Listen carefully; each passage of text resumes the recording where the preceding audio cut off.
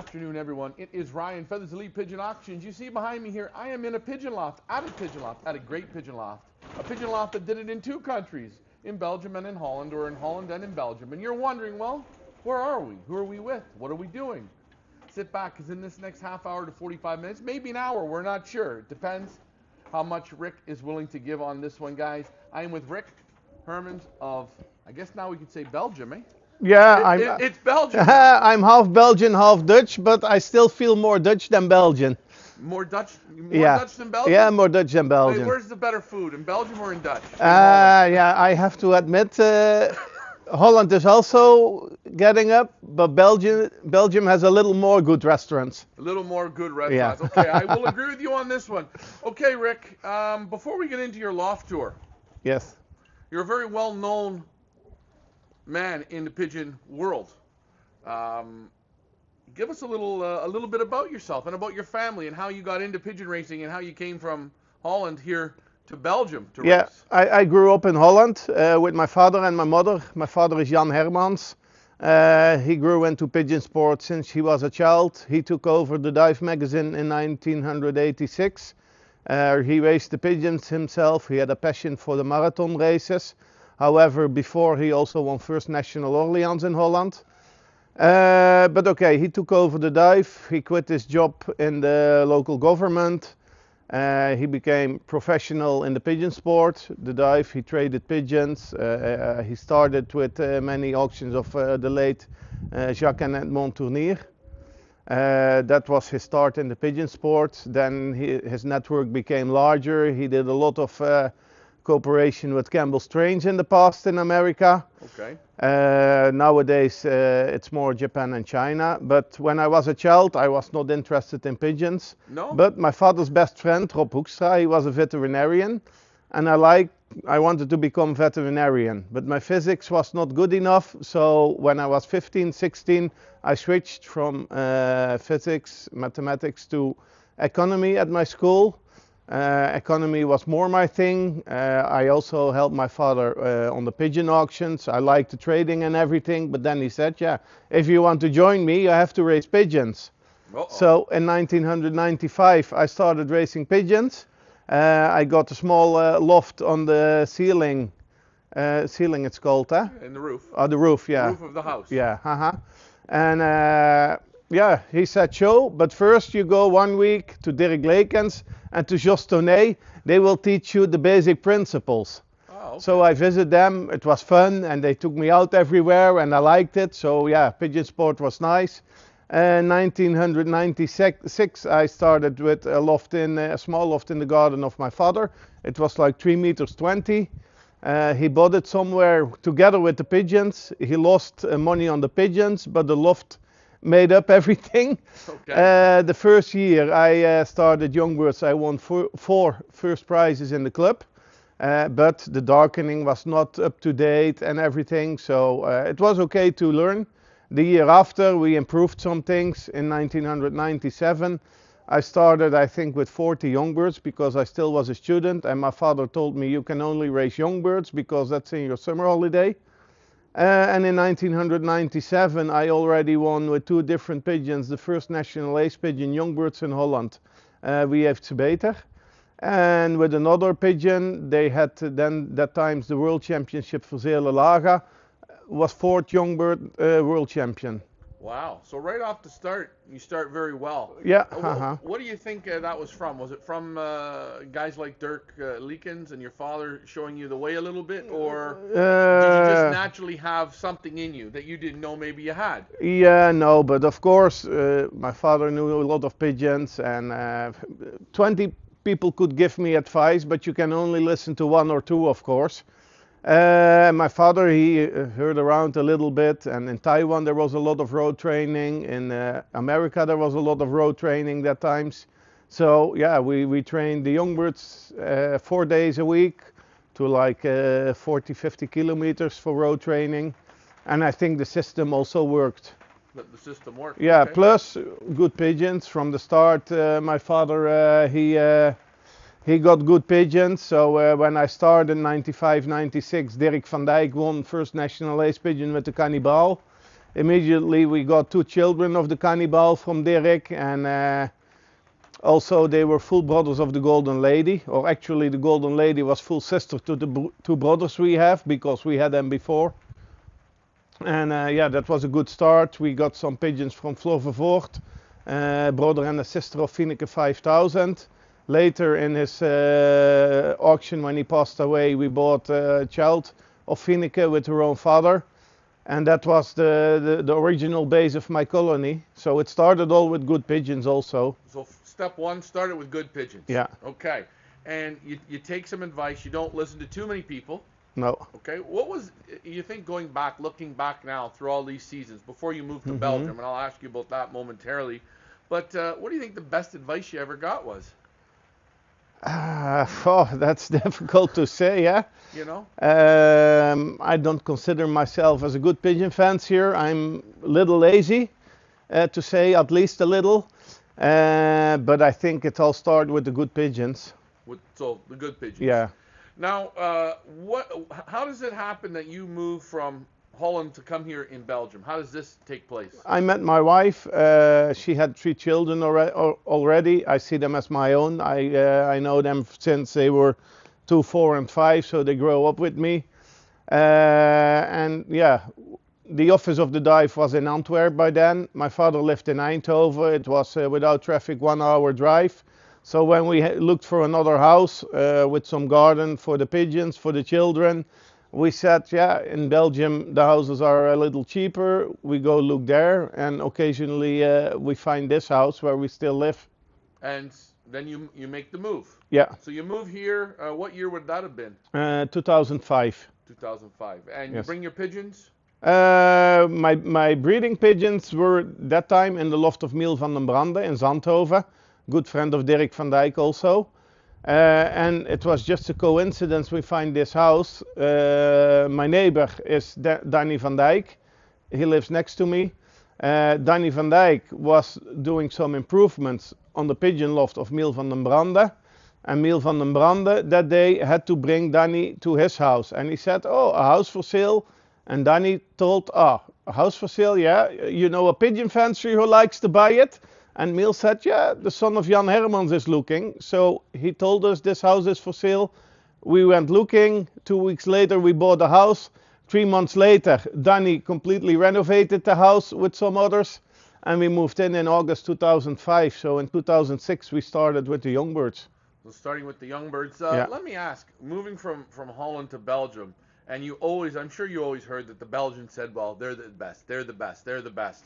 When you moved over here, were you nervous to play pigeons? I was not nervous, but I was still young, and so we started racing with the pigeons. The second round, only this part of the loft was staying. The rest we built one winter later. And yeah, I started with the second round, and I raced the nationals, and yeah, I did quite well. I had the first ace pigeon in the club. I won 3 or 4 times top 100 nationals, so I was happy already. But then I never raced with old birds before, so that was a little new. Yeah, totally new. How did you enjoy that? Yeah. From not doing it to doing it, did you find it hard? No, I was willing to race with old birds, but before I was still a student. So my father told you can only race young birds. It's in your summer holiday. And then I met Cindy, my wife, the children, and then yeah, it was 1 or 2 years less pigeon racing. But then we moved to Belgium, and then it was simple. We will race everything. We focus on the national races. And now that you're racing, what do you now prefer, young or old? I think I like more the old birds. So the focus from April to July is on the old birds, but end of July, beginning of August, the regular old bird season stops. Then you have 4 young bird classic national races. You can also compete with the old birds, but the participation drops down because many people stop with the old birds. And then I focus more on the young birds, and yeah, it goes a little up and down. But if I get my 10 best young birds results over the past years, I can compare them with everyone, I think. So no setback. You just continued where you left off from the Netherlands and just kept doing better and better and better, and Yeah, you've had some really good results. Again, a very simple loft. So before we start here, this is your Youngbird. yeah, This is your Youngbird loft, Avery, and section. Can we yeah, go in and yeah, take of a course. look? And what's the style that you play with these Youngbirds? Well, I focus on the national races, I select on the national races only. All the races before are just training. So speed, middle distance, I send them for training. And of course, it's nice if you win nice results. But in Belgium, you race to specialists on every race because part will race only speed and will race speed every week. A part will race only small middle distance and will race it every week. So I focus on the nationals. In the beginning, I used the darkening system from the 1st of April until the longest day, so June 21. Sometimes I darken them 1 or 2 weeks longer, not for the molting anymore, but just to keep them quiet, because I only separate them like 3 weeks for bush, so the middle of July. So you'll leave them together till 3 weeks Before national race, yes. Okay, and I noticed this loft, looks like you don't do a lot of cleaning. No, once a year I do the annual cleaning. A friend of me comes a few weekends over in January. We clean the lofts, we disinfect the lofts. Now here, the old and the young birds are all together in the winter after the season. In January, I move them to the old bird section. Then the old bird section first we clean, then we move them. Then the young bird section is empty, we clean it, and then we pair up like 15th of December. So the young birds come a little later than many other lofts in Belgium, but that's fine for me because it's still busy in January and February for me. And then when the young birds come, they have a clean loft, and I leave it all year. So when you clean the loft, I see it's real nice dry litter, and the loft's bone dry. To me, I like this very much. When you clean all this out, what do you leave? What's the floor left on? Just wood? Just wood. And yes. You just let them naturally build it up. Do you put straw in there? Yeah, we put straw in it, and for the rest, we let them do. And you just let it build and build and build and build. Yeah. That's it. And you darken them, then you take them off the dark. You separate them 3 weeks before the first national. You said when you were in the... One thing, we don't put too many pigeons in one loft. So we have on this loft for the first round, normally around 80 pigeons only, on 2 sections like this. 2 sections like this? Yeah. 2 sections like this, 80 youngsters? Yes. And when it's time, you'll divide them 50-50, cocks and hens.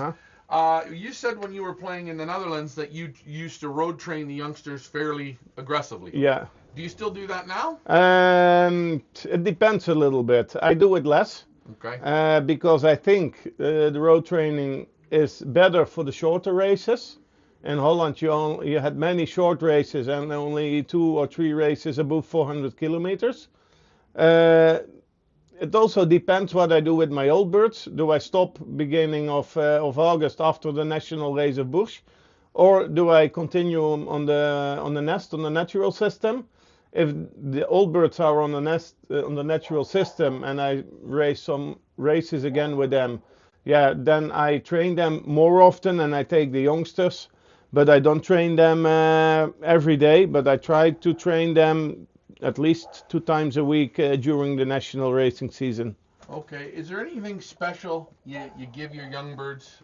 You giving them special medications or just vaccines? Yeah, they get the vaccination against paramyxo and rota.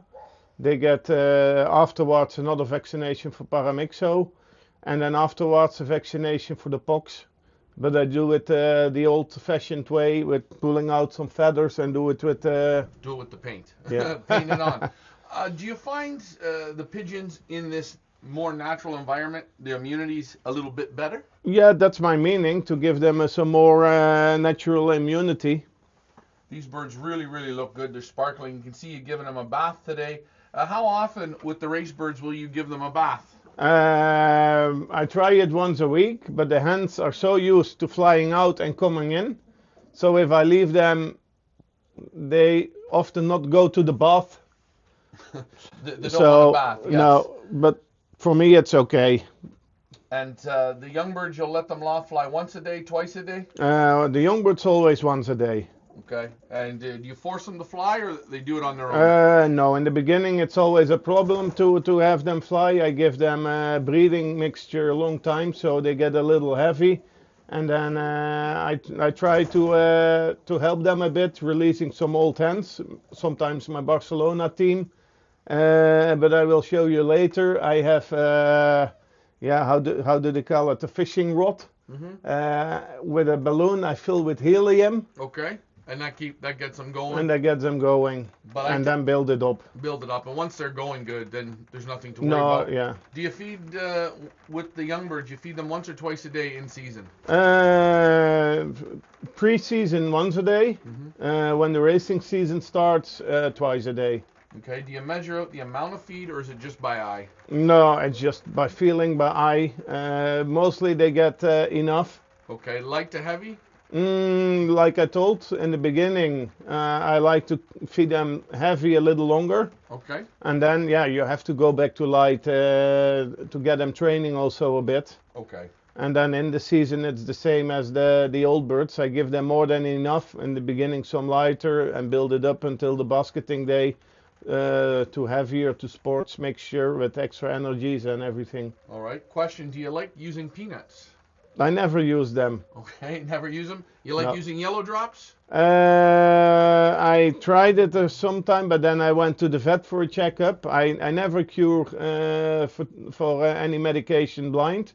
I always go to my father's friend, who I wanted to be vet with when I was young. The smarter guy. Yeah, and he checks them, and if they are fine, they are fine. And if I have to give something, I will have to give something. But mostly it's restricted to once or twice per season, both for trichomonas and for respiratory diseases. Okay, so in a common season, I'm taking it you raise around 80 youngsters. Is this correct? No, I have the first round of 80 youngsters, and the second round maybe like 40. Okay, so let's say around 120 youngsters, give or take. At the end of the season, how many normally are you left with? 1/3. 1/3. And out of those 1/3, how many move over to fly as yearlings? Most. Most all. So if they finish it as young birds, they move over. Yeah, I have 20 pairs for old birds, 20 cocks, 20 hens. I raise all. Okay. So mostly, not many fell out. And if I have a few, I think it's a pity I cannot put them in. I raise them between the young birds, and also with some success every now and then. All right. And again, you said that you're not a pigeon fanatic. Like you're not you're a pigeon man, but you're not crazy like some pigeon guys. It's not pigeons. No. You have a balance. Yeah. And you said, and I thought was great. You said that you figure that your pigeons are better than you. Like you give credit to the pigeons. Yeah, I'm sure the pigeons are better than me. I'm sure put my pigeons in a real top fancy loft, and they some will have really good success with them. And lots of people that try your pigeons and buy them from you in certain auctions, they always have good success. And yeah, I think the average rate of my pigeons, I can say without, they're good. They do good for people. Yeah, they do good for people. And that's what makes this loft great, guys. You can tell this is just this isn't a pigeon fanatic. This is just a regular working guy with real good pigeons. But of course, in the season, I'm also fanatic. I'm busy with the pigeons like 4, 5, 6 hours a day. Okay. But when my wife says, "Hey, we go out tonight," or we go with the children, or we go sometimes a few days holiday, pigeons are I'm easy to say, "Okay, I'm going." And I have to say, I'm lucky with my neighbor, Danny van Dijk. When I'm out, he will take over. Oh. Every Monday we have to make the newspaper. It goes to the printery on Monday night. So then I'm in the office from 9 till 9. And I phone Danny, can you feed my youngsters? Can you darken my youngsters? Can you release my old birds together with yours? So I'm happy with his help, because otherwise it was a lot harder. Okay, so you get a little bit of help, which is good. Yeah. Okay, so we've seen the young birds. Can we... Oh, I don't want to knock this over. I'll follow you. Again, guys, we are with Rick Hermans here. Yeah, this is the loft for the second round. So they're identical, basically. Yeah, they're identical. There are now still 2 late breds from the racers that I will use to give for bonds, but further it's empty. And when the youngsters come off the dark, they can come into the aviary. Do Yeah. they go out right away? Uh-huh. When they come off the dark, Yeah. you let them out right away? No, mostly not. You'll let them in here, the aviary? Yeah, because the old birds train first. Okay. The hens start normally at 6 in the morning. The cocks at 7:30. And then the cocks are in at around 8:30, 9 o'clock. It's open. I have some breakfast. And then around 10 o'clock I release the young birds. And I also have the Barcelona team training in between. Okay. So normally I'm finished around noon. I can still do other things. And then like 3, 4 o'clock when Danny is at home from his work, we release the old pigeons together again. Until, yeah, it's like 8 weeks they train twice a day, from middle of April till end of May, beginning of June. And then when the full season with the national races each week, they train only once a day. Okay. All right. So basically it's simple. And when you separate cocks, hens, that's how it works. And you just show them you open the door. Yeah. And that's it. That's Yeah, the only motivation. that's the only. You won't let them go on nest? Sometimes the hens, they go on nest together. And then I leave them. How do you find that when the hens go on nest together? Do you find the result good? For the young birds, I think it's okay. My best young hen was on the nest with another good young hen this year. So. Okay. All right. Hey, there you guys see it. Very simple. Let's move on. This is where the hens stay when they are on the Widowhood.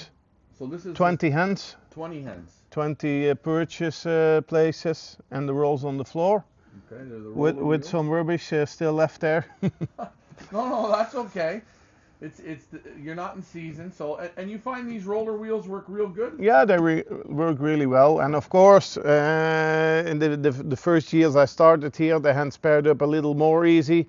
After 20 years selection, the hens don't pair up that easy anymore. Okay, how do you find these hens train? Very well? Oh, they train mostly, they train like 45 minutes. They're out of sight maybe 15, 20, sometimes 30 minutes. Okay, and when the hens come in, they come in back in through the window? No, they come in over here. Okay. They come in, they have the feet on the loft next to it, and after they have had the feet, I move them back to the rest section. Rest section. And you give them what, half hour to eat, 20 minutes? Yeah, 15, 20 minutes. They can eat what they like. And in the section where they're sitting, there's always water. Yeah, there's so always water. Have a drink. Yeah. Do you use any type of heat or anything? No, it's in the loft, but it's not used. But you can see over here, we put the drinking pot. But you see there are 1 and 2 sections where the hens can sit to drink. So not one hen will get boss on the drinking section. All right, so you thought that out quite well. No, it's mostly I could copy the loft of Kees Bozua. So. Okay, and then this is where I take it where the cocks would be. Yeah, this is the cocks, and from the race the hens fell on directly on the. On here. Yeah. So you don't have this open. No. Just this one. Yeah, they know they can go to the cocks and. So when you're doing the old birds here, old birds yearlings, you'll pair them up for a round. They've been paired up in March. Okay. They can breed like some 3 days, some 10 days, some 12 days, depending on when they put the eggs. Mm-hmm. And then when they come home from the first race, I take the eggs away and they go on widowhood. So they do not raise a round of youngsters. No. Okay. They go down on eggs if they want. First race, take the eggs away, separate everyone. Yeah. And then they're on widowhood. Yeah. And then how does it work from there? Just show them the hens the day of basketing? In the beginning, from the 100 kilometer race is 200 knot. From the middle distance, I start showing them before, because it's much easier. If I have to catch the hens with the rolls, it's a little difficult. So I open the door. First few times I have to chase them a little bit to the cocks, but when they know it, I open the doors, the 2 doors, they fly, through. They take the and then it's happy. Yeah. then it's a good time, eh? Yeah, and then it's easy. I lock them up in the boxes for 30 minutes, and then I start taking them, put them in the basket. Okay. And I have to say, I race normally all my pigeons on the same race. So it's not I take 5 out of them to send to that race, 3 to send to that race. Normally it's just one race a weekend. Sometimes the cocks and the hens are sent to different race. If I send the hens 3 times in a row to a national race, maybe the cocks one time they get a short race in between. Okay, so again, nothing overly complicated. No. Keeping it real simple. Yeah. What in the end of the day here, what flies better for you, the cocks or the hens? The hens fly better. Yeah. It's easier, but on every 8 hens, I also have 2 good cocks. And if you don't raise cocks anymore at all, you lose the good cocks. And that's actually working in reverse. Yeah, I think you can only put children or brothers to the breeding loft. It's different than every now and then a good cock. Question for you. You've had a lot of success, very top scoring pigeons that have raced very well. Mm-hmm. When you've taken those pigeons and put them in your breeding program, how has the success rate been from them? Yeah, I have only 2 rounds I race, so I have only 2 or 4 young birds a year to try. So sometimes it takes a little longer, but most of the pigeons, the good pigeons, have been good breeders in the end.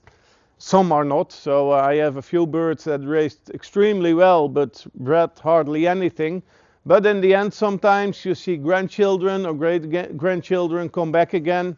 When a super racer that you've had goes into the breeding loft, and he's breeding average, pretty good young pigeons, but nothing spectacular, sometimes you think it's going to skip a generation? Do you ever see it skip a generation? Yeah, I think so. Like Chucky, I raised children of him. They do okay, but not really spectacular. But his grandchildren and his great-grandchildren are starting to build up a nice record already now. So yeah, that's a pigeon that skips a generation. Also maybe once if we find a good hen for him, it will fit and it will be a super champion, who knows. Yeah, so it's a constant search. Yeah. Can we see inside? Yeah, It's not cleaned since after the season, so they raced the last race in beginning of August, the first national youngbird race with Bush. It's also the last race that counts for the national championships and ace pigeons. If I have a candidate to be top 10, 15 ace pigeon, I keep them on Widowhood until the end. If I don't have any candidate, mostly I will pair them up in the middle of July and try to race on the nest, on the natural system, 2 races or something with the young birds together. Okay, so just basically, it's real simple, real easy. Your hens are over in here. Yeah, they come in here, they get feet in here, okay, and then they move up again. You open the door, they come in. Yeah, and when they have to basket, I open this door, and they fly directly to their cocks. Okay, and it's basically love at first sight again. No, and in here only for feeding the hens. Yeah, only feeding. Or if a pigeon is home from a lace raid, I can lock him up here. Okay. But that's only every now and then for a few days. And these lofts here, you don't you clean them every day? The hens, I clean them every 3 weeks. I take out the rolls, clean the bottom. Over here, this year I didn't race on the, how do you call it, the straw? Yeah, you didn't put the straw down? No, but some years I did, and then I only cleaned the boxes. This year I didn't put in the straw, and I clean the floor every day. But that's, you see it's a small... Now, if a pair wants to have a nest on the ground, is that something you're okay with? Yeah, when you have the straw on the ground, you have many pairs on the nest. Do you like that? It's a little harder if you have to put them in the boxes if on the Widowhood, of course. Okay. So that's also one of the reasons I took out the straw this year. Okay. So they get more used to the box, but especially if they put the second time and the hens knew it from the last year, they will put it sometimes on the ground. All right. So again, it's simple, works for you. You make it fairly easy. Not a lot of moving parts, really. Any special tips for people flying Widowhood? For special tips, I don't know. Just do your best and look to the pigeons. I try eye drops in my pigeons every week 2 or 3 times, just to. I told I'm a little lazy, Yeah. but I force myself to handle the pigeon so I can see how is the weight, are they looking well. Do you think the eye drops make a big difference? I don't think so, but it's for myself to force me to handle the birds and see how they are. And with the old birds and the yearlings that you're racing, will you do a lot of road training with them? no. No. This year, I think before the season, I trained them maximum 2 times, and the 2 years before, 1 year I had no time. It was bad weather, and then we went on a holiday. And then Danny phoned, oh, Rick, it's nice weather now. Should I basket them? I thought, okay, send them to 114 kilometers, and they can come home easily. Okay. But it's of course they have, as young birds, they have enough. Experience. Enough experience. Yeah. So you don't overdo it as old birds. You don't. No. You don't need to train. No. Especially if you like the first races, or you only race them, it's different. But for me, the first 2 months is only training and preparation of the national season. So that's what really you focus on. Yeah. Those national races. Yeah. I guess they're the most prestigious. Yeah, you race against all Belgium, and if you win a national, it's a real kick. And your races in national racing, how have you done? How have you fared through the years? Yeah, I won 4 times the first national with a small team. I won 3 times top 10 national. Yeah. Not every race, but you get in there and you've done enough damage. Yeah, and I won first, second, fourth, national ace pigeon. So. And what was in your years here now racing in Belgium? What's been your I guess aha moment, your number one moment in pigeon racing? What was the best? I still remember from my head the 4 times the national winners came home. Yeah. But also, of course, the first national ace pigeon in 2024. I was in second place. I knew I had to race top 11 national to get first national, to beat the number 1 by then. Mm-hmm. That wasn't raced anymore. Mm-hmm. And yeah, when the pigeon comes home and it clocks, and you know it was on the list, it started 5th, but then 30 minutes later it ended 8th national. Yeah, that's also, of course, something you never forget. No, you can probably see all your national wins. You can still remember the birds coming. Yeah. Which is great. Before we end this, just for a quick moment, want to talk about breeding. Do you enjoy breeding? You're a good breeder? No. I tell the birds have to do it. Uh-huh. So we have 40 breeding pairs, 8 boxes and 4 lofts with 8 boxes. I select the 8 pairs in the boxes, and I look some pairs which gave good youngsters last year or good yearlings. So from 2 years ago, I have one man helping, a good friend helping me in the breeding loft, and I tell him, that pairs in the boxes, that 5 or 6 pairs we put again together, and for the rest, let them pick. Not too close inbreed. So let them sort of love mate. Yeah, well, he puts them together, but he can choose. So he can choose. So again, it's just a very simple system. Good pigeons, and for people wondering, they might ask, what's the base of your loft of pigeons? Like I told, the base is the pair Jarling Dondersteen with the Janssen hen. Mm-hmm. Janssen hen was a direct hen from the Janssen brothers, born 1996. Mm-hmm. The Jarling Dondersteen was born 1998. He's a grandson of, he's a son of the Dondersteen. And the Dondersteen is a son of the cannibal Dirk van Dijk and a full brother of Golden Lady of Koopman. Then on the base we have Fineke 5000, Florvervoort, but that's only still in small part of the pigeons. But the basic pair Jarling Janssen, I call it. It's still in 90% of my pigeons. We have then the next generation basic breeders. The Propere, he's a grandson of the basic pair, Jarling Janssen. with 50% Eddie Janssens. And that's also a little line of the cannibal, Dirk van Dijk again. And then we have Athena. And Athena is a daughter of the Jarling Dondersteen still.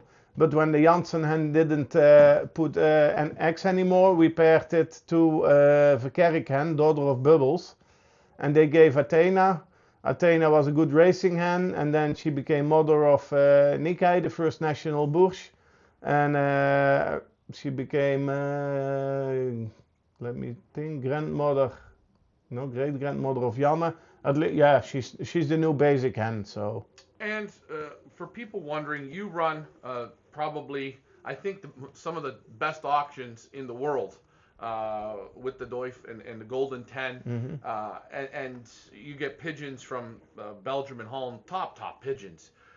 When you're looking to add a pigeon to your breeding mm-hmm. program, because I know doing the auction, sometimes it's like going to the candy shop. And you start looking and you say, well, I really shouldn't buy a pigeon. No. And then next thing you know, you buy yourself a pigeon. What are you looking for when buying a pigeon? First, I want, if possible, I want to handle it and see how it is. If I cannot see it, I hope a friend or someone can see it and tell me. But of course, everybody looks a little different to the pigeons. But okay, I understand it's not easy for everyone to handle a pigeon before he buys it. Mm-hmm. But we have the auction, the Golden 10, 20 or 21 people from Belgium and Holland. They put 8 pigeons in the auction. You can handle them, everyone. So I handle them, I like them, I look to the pedigree. So it's first is handling, yeah. Then it's looking at the pedigree. Yeah. And are you interested in grandchildren or direct children? I prefer direct children, of course. Okay. So that's what or brothers, sisters. Or brothers and sisters. Do you like inbreeding? I do it sometimes for myself to keep it in the breeding loft. Also proper with Athena we pair together, but it's not so close inbreed. It went really well, but for racing we also do crossing, of course. Okay. All right. So I get what you're looking at when you're buying. It's more families together than close inbreeding mostly. Yeah, and I have one more question for you. You were speaking now that you're now playing the Barcelona. Yes. What made you want to play Barcelona? My dad. he loved Barcelona. It was the only race year that counted for him, but he got lung problems. He had to stop with the pigeons in his house. And I told him, okay, we add 4 or 5 meters loft to my loft, and I will start racing Barcelona. It was in 2020. I got like 40 youngsters. I raised them as a young bird, as a yearling.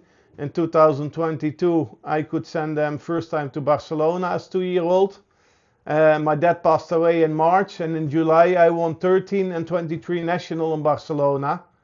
But until now, 2025, it's still the best result I got. So it looked very easy, but it's not so easy as it looks in the end. No, but you're gonna keep trying it? Yeah, I keep trying it. You're still gonna play those pigeons with your dad? Yeah. I still have one that won 23rd National Barcelona in 2022 for the first time.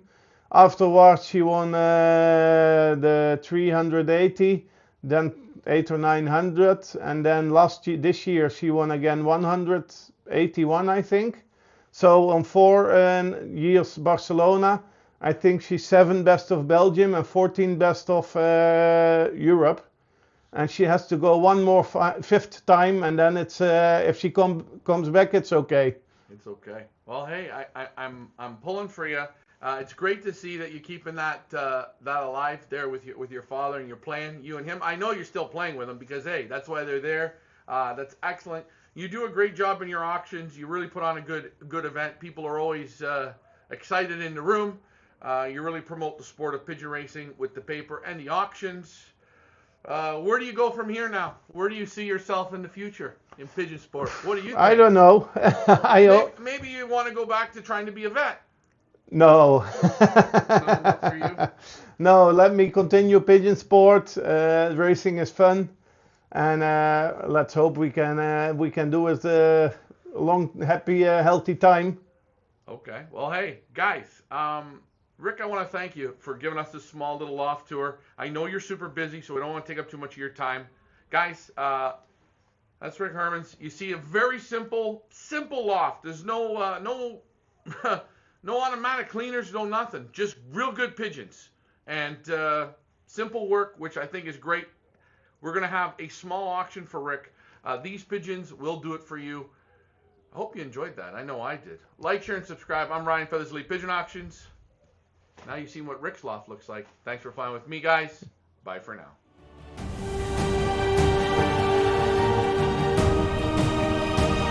Hey guys, Ryan, Feathers Elite Pigeon Auctions. We hope you enjoyed that amazing loft tour. Please, a reminder to like, share, and subscribe. Follow us on YouTube, Facebook, and Instagram. Until the next loft tour, thanks for flying with me. Bye for now.